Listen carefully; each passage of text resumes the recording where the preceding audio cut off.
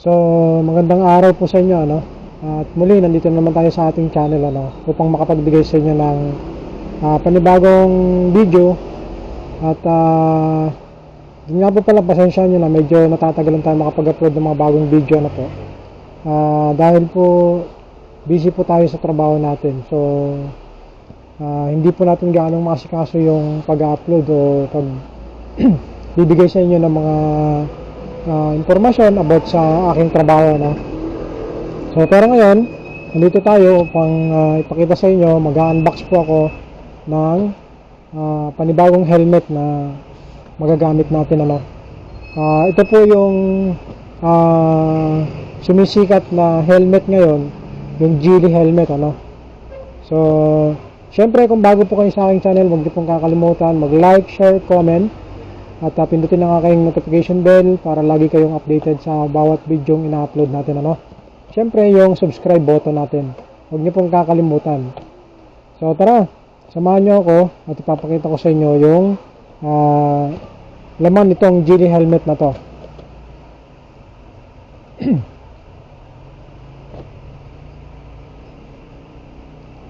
So ngayon, bubuksan po natin tong helmet na to para makita niyo, ano.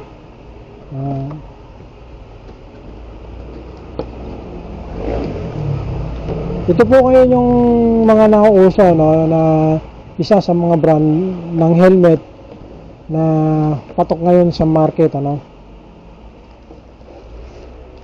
So una, may makikita tayong extrang visor, yung smoke, no, may spring smoke. Yan. Siyempre, si Geely helmet. Yan. Geely helmet.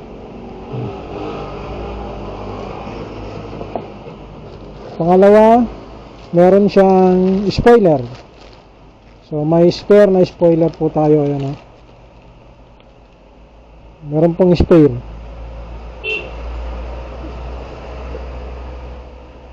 Tapos, panghuli, siyempre, yung ating helmet. Kukunin na natin. Yun. So wala na. Yan, wala na. Pero bago natin buksan, tanggalin sa bag, ano. Papakita ko sa inyo yung design ng box niya. So yung box niya po ay black and white sa bandang magkabilang side, ano. Ayan. Tapos ang brand ng ating yung model po ng ating helmet ay Rapid. Ayan, no. Rapid Black Blue. Rapid Black Blue. Ayan, no. So Rapid Black Blue, size large, GTS-B1. So ayan. Tapos nagaganda na ako sa ano niya, no, design. Alam niyo po yung parang ano, yung sa G.I. Joe, no. Ayan, no. Para siyang sa G.I. Joe. So nakalagay din pala dito extra visor included, pin lock ready. So ayan. So itatabi na natin to, ano.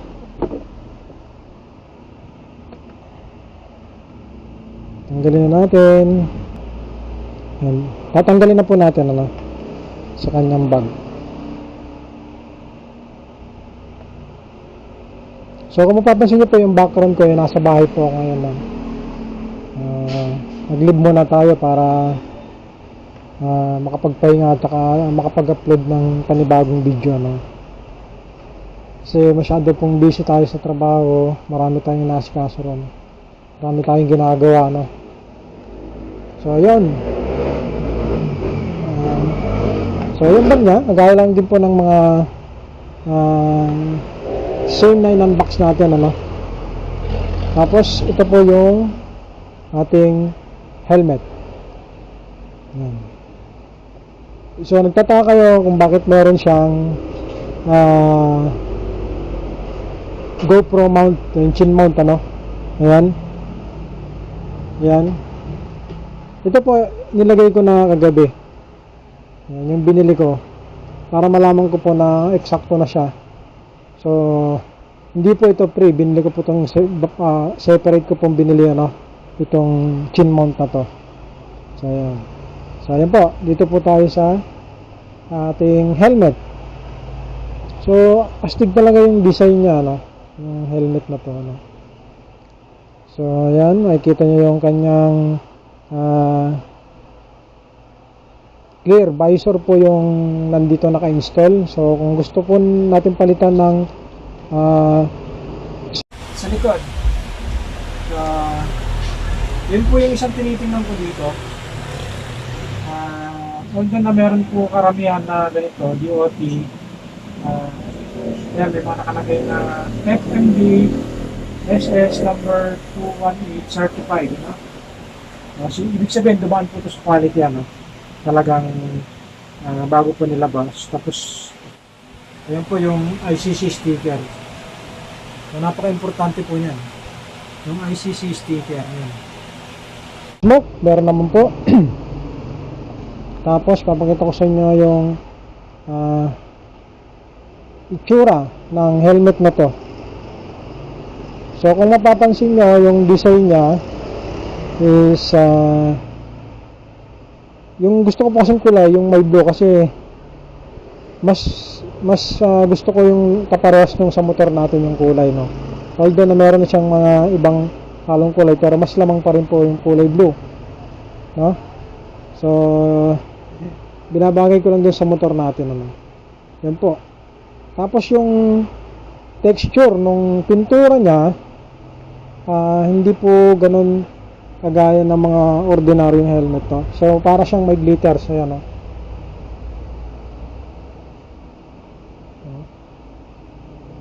Ayan. Para siyang may glitters. Tapos ano ba to? Ayun. So meron siyang free na keychain. Free. Ayan, no? Geely helmet. So galing, ha.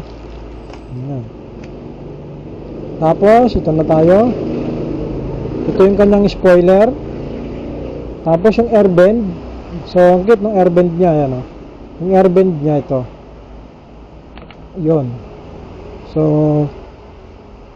pag binuksan mo, ayan, makikita kayo butas. So ayan yung pasokan ng hangin.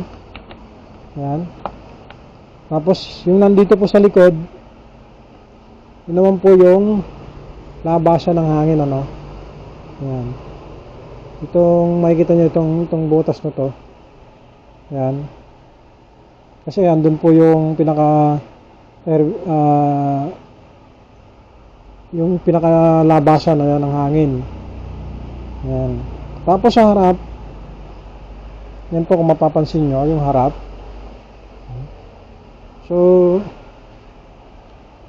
nagaganda na ako sa design nila, no. Ayan. So, kung ikukumpara po yung bigat niya kesa po dito sa Spider natin, siguro dahil yung binili ko po ngayon ay large, si Spider po ay medium. So mas mabigat siya ng konti kay Spider, no. Yung bigat niya, so magkaiba talaga sila. Magkaiba naman talaga sila. Kasi Spider at saka Geely, na. So weird. So ayun po. Yun. Kung papansin nyo, yung air outlet dito sa harap, para kapag kayong hindi po nagkakaroon ng parang pag dito sa inyong harapan, ano. So maganda po yan. Dito naman po tayo sa, ayan, yun po yung isang maganda dito, meron siyang dual visor na kasama. So yung helmet po na to ay dual visor, ayan, oh. So ito po yung pipindutin, ayan, ayan, itataas nyo to, ayan. Tapos pag ibababa nyo, ayan, O, yun. So, galing ha. Yan. Pagkatapos, dito naman tayo sa kanyang pom, ano, yung pinaka-pom. So, syempre, itong buong helmet na to, gawa sa magandang klaseng plastic. So, tingin ko, magandang klaseng plastic to, ano. So, pom naman po tayo dito, yung pom nya. Ayun, meron akong nakita na pwede kang gumamit ng sunglasses if ever na gusto mong gumamit ng sunglasses, no? Ito po. So, pansinin nyo. Meron pong nakalagay na drawing, oh. Ibig sabihin, pwede po kayong gumamit ng sunglass dito. Kung gusto nyo gumamit, ano? Pwede kayong siyempre yung iba, ganun ginagawa. So, astig yung. Tapos sa pom naman po tayo.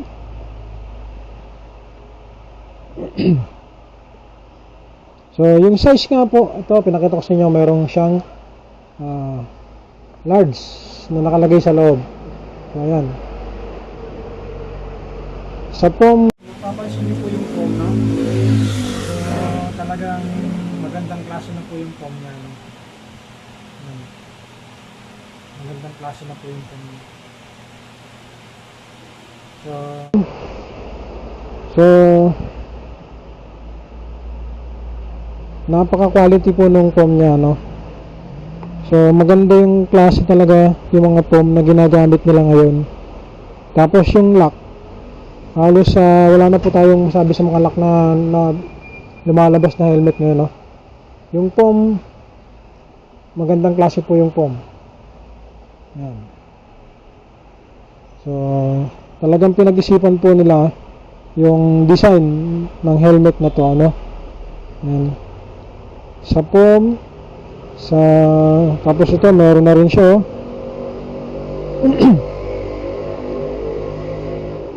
Yan. So, masabi kong isa sa pinakamagagandang brand ng helmet ngayon, kagaya po nang nakikita nyo sa akin ng mga unboxing, ano, meron po akong set, meron din po akong spider na ginagamit, at itong pangatlo natin, yung ating Gili helmet. So, bakit po ako nag-invest ng mga ganitong safety gear, ano? Siyempre, tayo po ay nagmumotor araw-araw.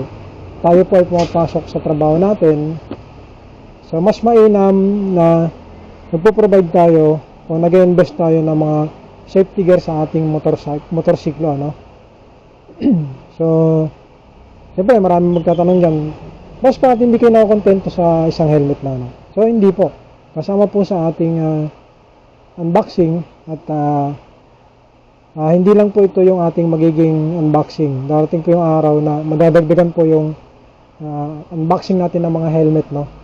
So, si helmet ay malaking tulong po sa atin sa bawat biyahe natin, papasok at pauwi. Dahil ang travel ko po is 40 kilometers one way, 40 kilometers pauwi. So, meron akong 80 kilometers araw-araw na binabiyahe, ano. So, kagaya po ng nabanggit ko sa inyo na mas maganda po na tayo ay mag-invest sa mga ganitong safety gear natin, ano. Kung may mga motor tayo, lalong-lalo na po ngayon, usong-uso na po yung motor. Napakarami na pong motor. So, ipapakita ko po sa inyo, ano. So, ang helmet po ay hindi lang basta ginagamit na pang karera, no. So, gamit po ito pang sagip o pang salba sa ating mga buhay, no. If ever na magkaroon tayo ng aksidente, mag-slide po yung motor natin, ano, or magkaroon tayo ng minor accident. So, napakalaking bagay yung meron tayong helmet at meron tayong mga safety sa ating katawan.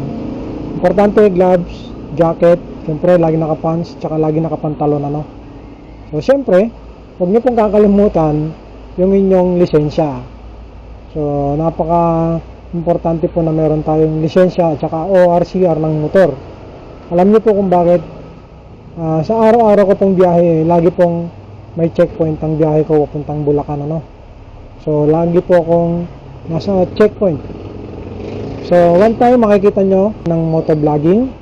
So, papakita ko sa inyo yung daily routine o daily travel ko, ano.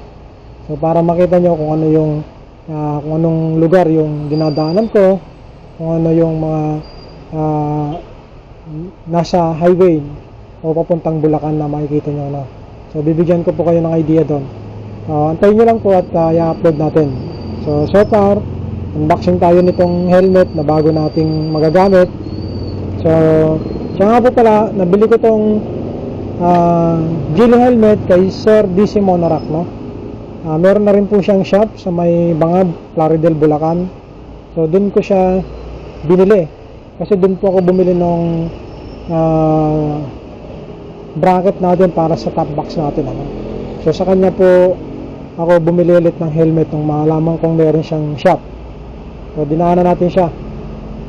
So yun po, ang shop po ni Sir DC Monorack ay DC Moto, ano. So yan po, indicate ko lang po dyan sa ating channel, ano, at sa video, si DC Monorack at saka si DC Moto. So yan po. So, malaking bagay po na nakilala yung isang sikat at kagaya ni Sir DC Monorack, no? So, tangkilikin po natin yung mga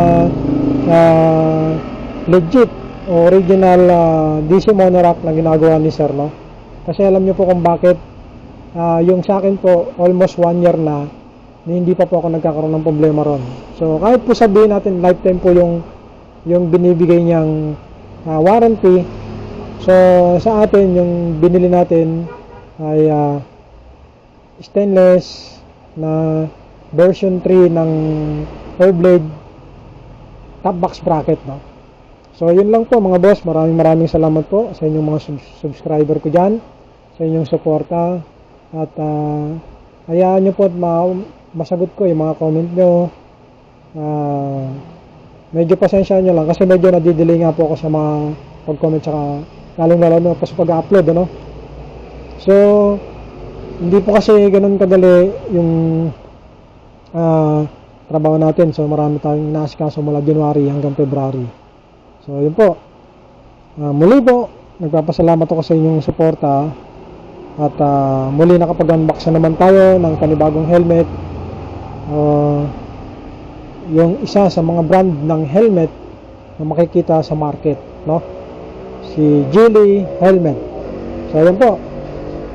Salamat po, at sa susunod kong video, subaybayan niyo po ako.